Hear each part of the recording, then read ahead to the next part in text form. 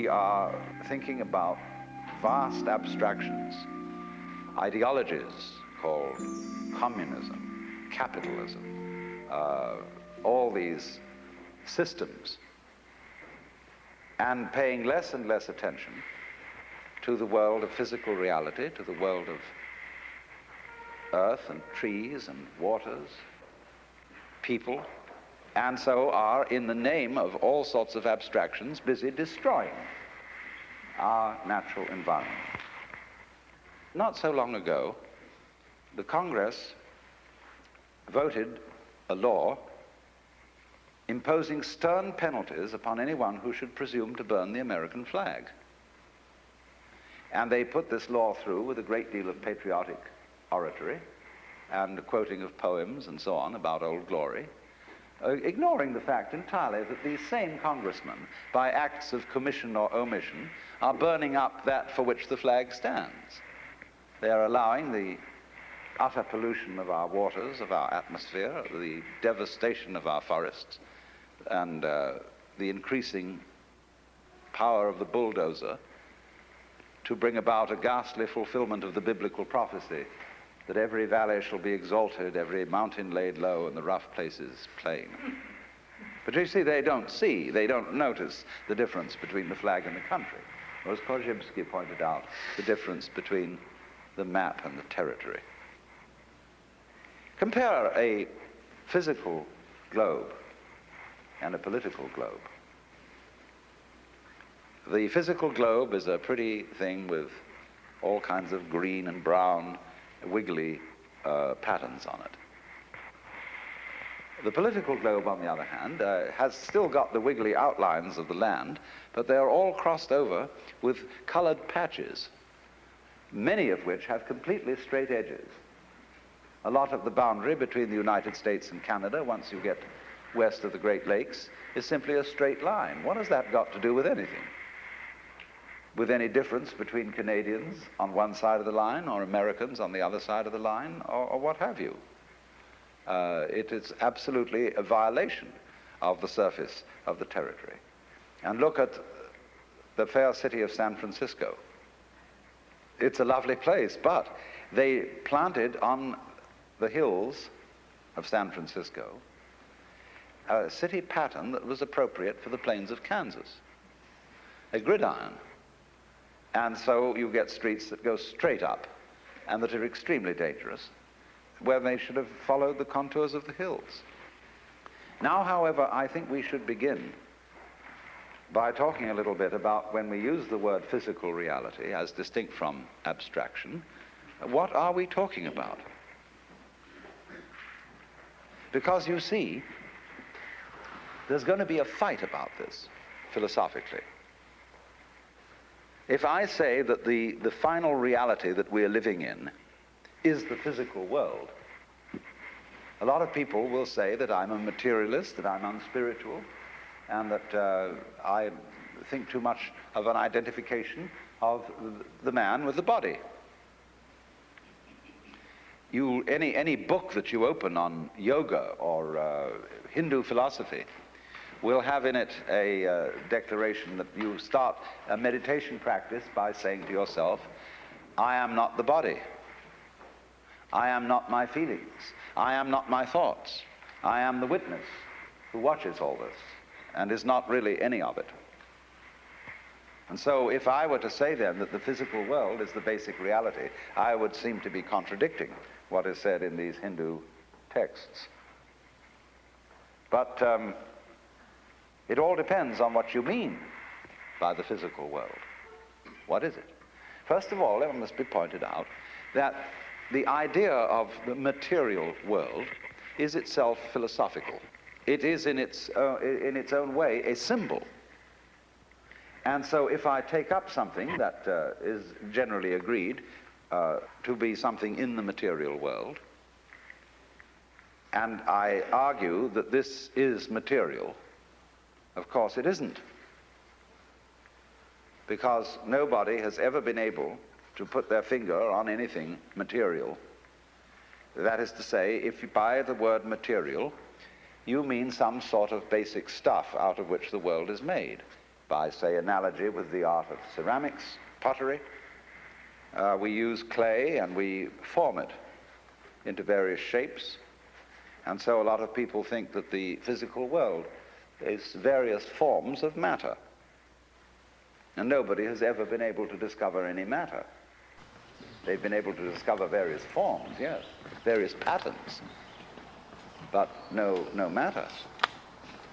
You can't even think how you would describe matter in some terms other than form. Because whenever a physicist talks about the nature of the world, he describes a form, he describes a process which can be put into the shape of a mathematical equation. And so if you say A plus B equals B plus A, everybody knows exactly what you mean. It's a perfectly clear statement. But nobody needs to ask, what do you mean by A or what do you mean by B?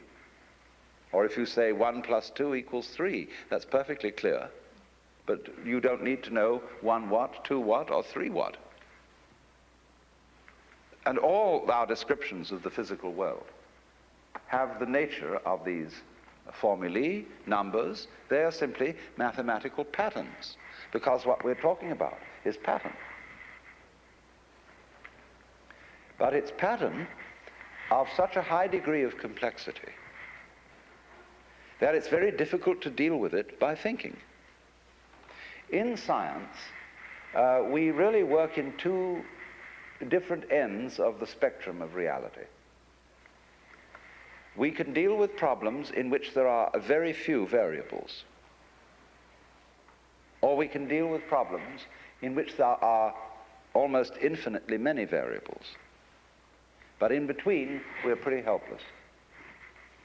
In other words, the average person cannot think through a problem involving more than 3 variables without a pencil in his hand. That's why, for example, it's difficult to learn complex music. Think of an organist who has 2 keyboards or 3 keyboards for work with his hands, and each hand is doing a different rhythm. And then his feet on the pedals, he can be doing a different rhythm with each foot. Now that's a difficult thing for people to learn to do, just like to rub your stomach in a circle and pat your head at the same time takes a little skill. Now, most problems with which we deal in everyday life involve far more than 3 variables. And we are really incapable of thinking about them. Actually, the way we think about most of our problems is simply going through the motions of thinking. We don't really think about them. We do most of our decision-making by hunch. You can collect data about a decision that you have to make, but the data that you collect has the same sort of relation to the actual processes involved in this decision as a skeleton to a living body. It's just the bones. And there are all sorts of entirely unpredictable possibilities involved in every decision, and you don't really think about it at all. The truth of the matter is that we are as successful as we are, which is surprising, the degree to which we are successful in conducting our everyday practical lives, because our brains do the thinking for us in an entirely unconscious way. The brain is far more complex than any computer. The brain is, in fact, the most complex known object in the universe, because our neurologists don't understand it. They have a very primitive conception of the brain and admit it. And therefore, if we do not understand our own brains, that simply shows that our brains are a great deal more intelligent than we are. Meaning by we, the thing that we have identified ourselves with. Instead of being sensible and identifying ourselves with our brains, we identify ourselves with a very small operation of the brain, which is the faculty of conscious attention, which is a sort of radar that we have that scans the environment for unusual features. And we think we are that, and we are nothing of the kind. That's just a little trick we do. So actually, our brain is analyzing all sensory input all the time, analyzing all the things you don't notice, don't think about, don't have even names for. And so it is this marvelous complex goings-on which is responsible for our being able to adapt ourselves intelligently to the rest of the physical world. The brain is furthermore an operation of the physical world. But now you see, though, we get back to this question. Physical world. This is a concept. This is simply an idea. And if you want to ask me to differentiate between the physical and the spiritual, I will not put the spiritual in the same class as the abstract. But most people do. They think that 1 + 2 = 3 is a proposition of a more spiritual nature than, say, for example, a tomato. But I think a tomato is a lot more spiritual than 1 + 2 = 3. This is where we really get to the point. That's why in Zen Buddhism, when people ask what is the fundamental principle of Buddhism, you could very well answer a tomato. Because look how, when you examine the material world, how diaphanous it is. It really isn't very solid. A tomato doesn't last very long. Nor, for that matter, do the things that we consider most exemplary of physical reality, such as mountains. The poet says, "The hills are shadows, and they flow from form to form, and nothing stands." Because the physical world is diaphanous. It's like music. When you play music, it simply disappears. There's nothing left.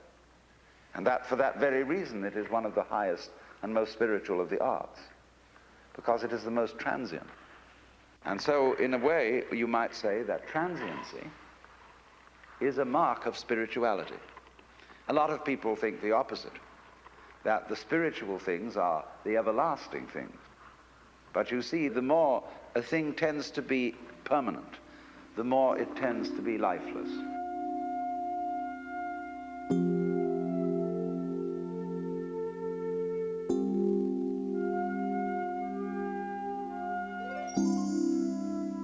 So then,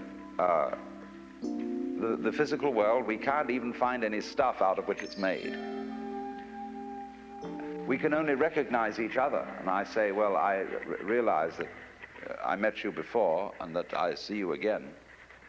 But the thing that I recognize is not anything really except a consistent pattern. Let's suppose I have a rope. And this rope begins by being manila rope. Then it goes on by being cotton rope. Then it goes on with being nylon. Then it goes on with being silk. So I tie a knot in the rope. And I move the knot down along the rope. Now, is it as it moves along the same knot or a different knot? We would say it was the same because you recognize the pattern of the knot. But at one point it's manila, at another point it's cotton, at another point it's nylon, and another it's silk. And that's just like us. We are recognized by the fact that one day you face the same way as you did the day before. And people recognize your facing. So they say that's John Doe or Mary Smith. But actually the contents of your face, whatever they may be, the water, the carbons, the chemicals, are changing all the time. You're like a whirlpool in a stream. The stream is doing this consistent whirlpooling, and we always recognize, like at the Niagara, the whirlpool is one of the sights. But the water is always moving on. And this is why it's so spiritual. To be non-spiritual is not to see that. In other words, it is to impose upon the physical world the idea of thingness, of substantiality. That is to be involved in matter. to identify with the body. To believe, in other words, that the body is something constant, something tangible. So therefore, if you cling to the body, you will be frustrated. So the whole point is that the material world, the world of nature, is marvelous, so long as you don't try to lean on it. And if you don't cling to it, you can have a wonderful time with it. Let's take a very controversial issue. All spiritual people are generally against lovemaking. In my point of view, yes, women can be a source of evil if you attempt to possess them. I mean, if you can say of another person, I love you so much I want to own you, and really tie you down and call you, well, it's like that poem of Ogden Nash where someone claimed that he loved his wife so much that he climbed a mountain and named it after her. Called it Mount Mrs. Oswald Tregennis.